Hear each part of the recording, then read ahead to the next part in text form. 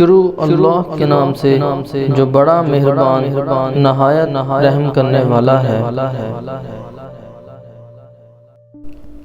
امام علی علیہ السلام کی خدمت میں ایک شخص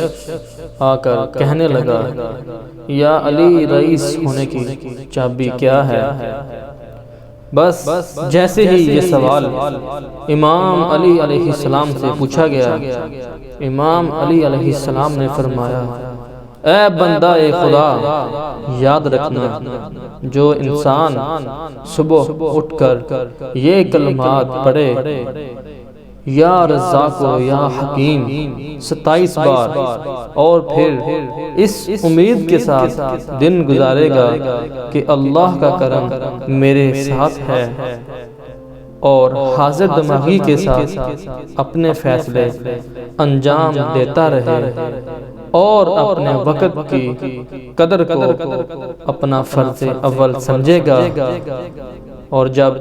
رات کا اختتام کرے گا اور تب بھی یہ کلمات یا رزاق یا حکیم 27 بار پڑھے گا، اور اس امید کے ساتھ سوئے گا کہ اللہ کے کرم سے اگلے دن اللہ کا کرم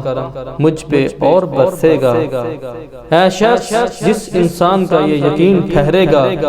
تو یہ وہ اسم اعظم اور صفت ہے